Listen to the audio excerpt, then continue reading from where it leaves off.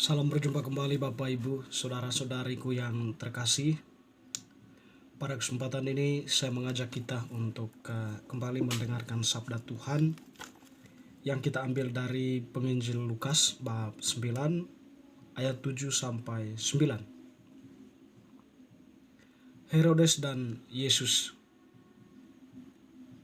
Herodes raja wilayah mendengar segala yang terjadi itu, dan ia pun merasa cemas sebab ada orang yang mengatakan bahwa Yohanes telah bangkit dari antara orang mati.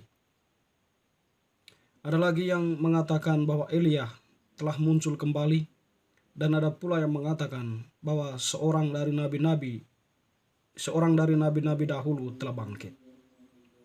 Tetapi Herodes berkata, Yohanes telah kupenggal kepalanya. Siapa gerangan dia ini yang kabarnya melakukan hal-hal demikian? Lalu ia berusaha supaya dapat bertemu dengan Yesus. Demikianlah sabda Tuhan, terpujilah Kristus. Teman-teman sekalian, Bapak Ibu, saudara-saudari yang terkasih, Penginjil Lukas yang kita dengarkan tadi mengisahkan kepada kita tentang kecemasan Herodes ya. Jadi kecemasan ini sekiranya dipahami berangkat dari kabar burung atau berita ataupun informasi seputar apa yang telah dilakukan Yesus ya. Menghidupkan orang mati, menyembuhkan orang sakit, dan sebagainya. Singkat kata bahwa perbuatan Yesus yang istimewa ya, yang lain daripada yang lain. Dan karena itu kecemasan Herodes bisa dipahami dalam hal ini. Tetapi dalam pemahaman atau pemikiran Herodes, orang itu adalah Yohanes ya. Sehingga kita tadi mendengarkan bagaimana Herodes itu sendiri berbicara ya. Yohanes telah bangkit dari antara orang mati ya. Dia mendengar informasi itu. Ada lagi yang mengatakan Elia telah muncul. Nah, dalam hal ini Herodes mengatakan Yohanes telah kupenggal kepalanya.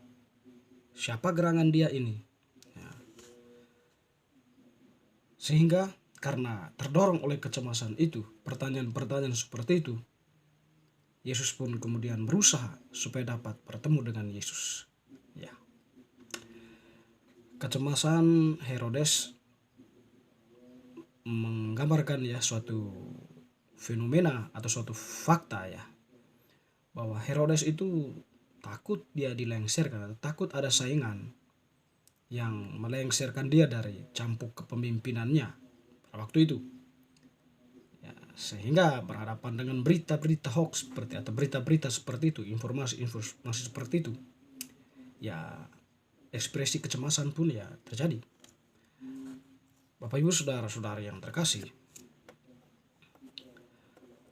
ketika hidup kita itu dikuasai oleh nafsu atau ambisi untuk menjadi orang atau menjadi seorang penguasa, pemimpin, tentu kita terdorong untuk mencapai kursi kepemimpinan itu. Mungkin dengan pencitraan ataupun juga dengan cara-cara, strategi-strategi ya, agar sekiranya mendapatkan kepercayaan dari kailak atau komunitas ataupun masyarakat untuk menjadi pemimpin mereka. Nah, tentu untuk merebut kepemimpinan atau merebut posisi kepemimpinan itu, tentu kita tidak seorang diri ya mencalonkan diri. Ada pihak lawan ya, boleh dikatakan seperti itu, yang menjadi saingan kita. Nah, berhadapan dengan pihak lawan itu ya ada rasa-rasa cemas ya.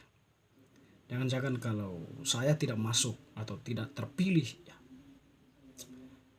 Dan kecemasan itu pun yang mendorong orang untuk melakukan yang terbaik, menampakkan diri yang terbaik, sehingga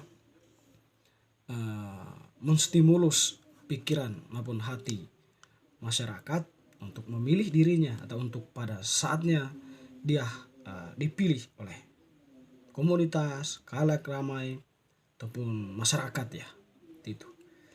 Nah, bisa jadi ambisi itu juga, ambisi untuk berkuasa itu,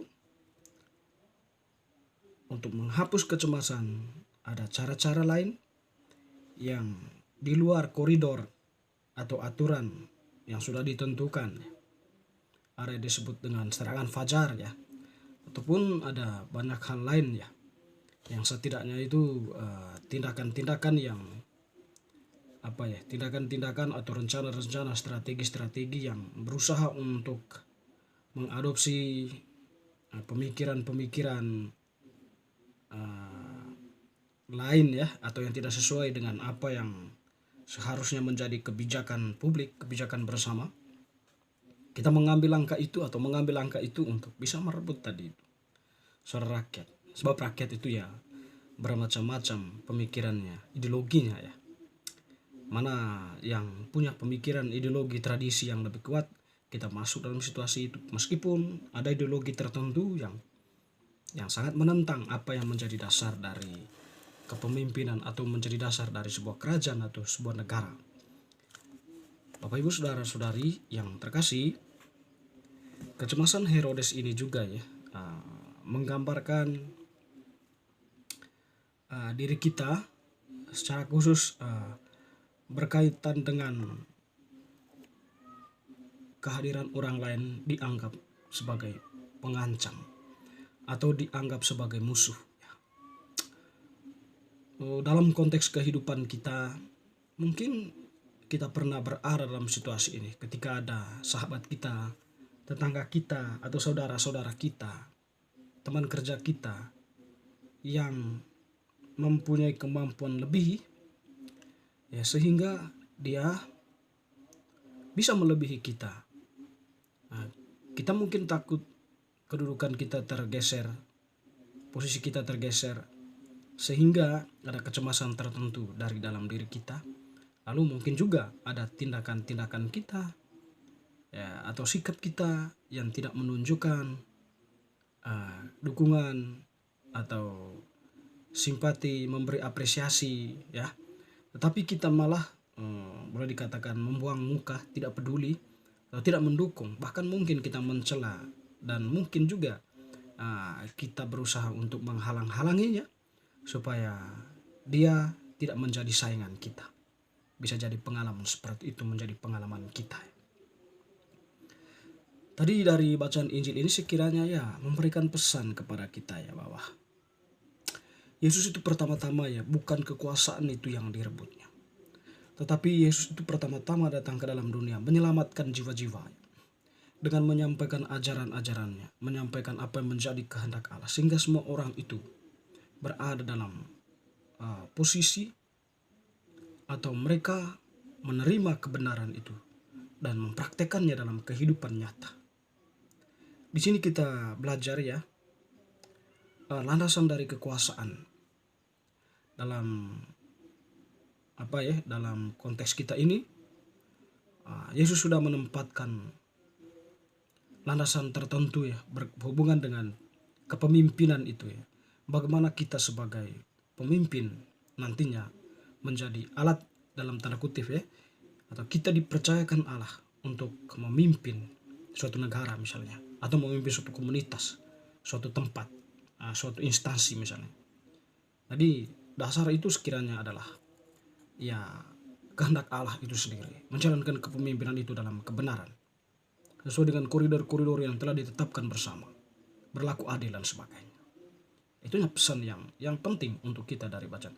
Jadi Herodes di sini hanya menggambarkan tokoh ya, sisi lain dari diri kita. Di situ pun Yesus tampil ya, memberikan suatu makna baru dari posisi kita sebagai pemimpin, di mana kita diajak tentunya kalau menjadi pemimpin itu jadilah pemimpin yang bijaksana sebagaimana Salomo dan juga Daud tentunya ya. Di mana orang-orang itu adalah mendasarkan kepemimpinan mereka itu pada kehendak Allah sendiri. Sehingga kerajaan Israel pun berada dalam situasi kebahagiaan. Semoga bacaan hari ini semakin meneguhkan iman kita dan kesadaran kita akan makna dari kepemimpinan itu sendiri. Amin.